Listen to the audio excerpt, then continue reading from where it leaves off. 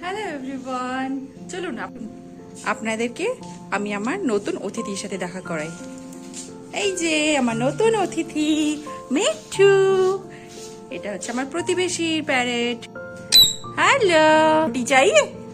रोटी खाना है मिट्टू को? हाँ खाना है या चावल खाना है? चावल खाना है, अच्छा। দুপুরে রান্না করেছিলাম ভাত ভাজা। কে কে পছন্দ করুন এটা বলুন তো। আমার তো খেতে ভীষণ ভালো লাগে।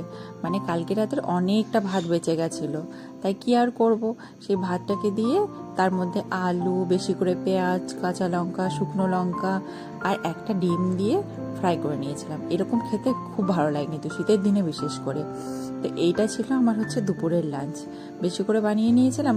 আর বুবুন তো খাবে না, ও সকালে টিফিনে নিয়ে গেছিলো পুরি আর ছোলে, সেটা খেয়েছে। ব্যাস এইটা ছিল আমাদের দুপুরের লাঞ্চ। ও স্কুল থেকে এসে ওটাই খেয়েছে, আর আমি খেয়েছিলাম এইটা।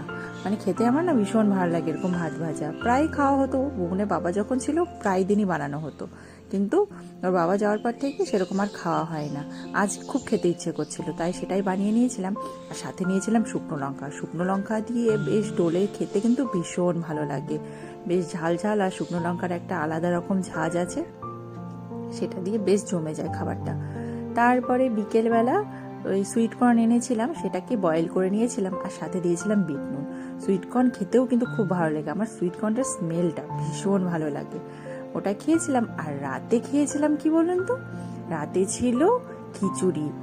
মানে এখানে মন্দিরে যে পুজো হয় আমাদের কালী মন্দিরে, সেখানকারই খিচুড়ি ছিল, পায়েস ছিল, আর ছিল চাটনি।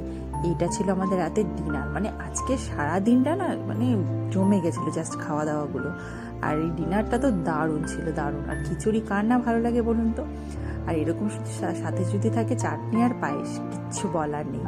গরম গরম খিচুড়ি নিয়ে এসেই আমি বসে গেছি, একদম কোনো মানে কথা হবে না। জাস্ট মন্দিরে পুজো হচ্ছিল, ডেকেছিল, গেছিলাম, গিয়ে প্রসাদ নিয়েই চলে এসেছি। এসেই একেবারে গরম গরম খিচুড়ি নিয়ে বসে পড়েছি খেতে। এটা ছিল আমার ডিনার, পুরো কমপ্লিট। একদম প্লেট একদম পরিষ্কার করে দিয়েছি, ভীষণ ভালো হয়েছিল খেতে। তাহলে আজকে ভিডিওটা এখানেই শেষ করছি। সবাই ভালো থাকবেন।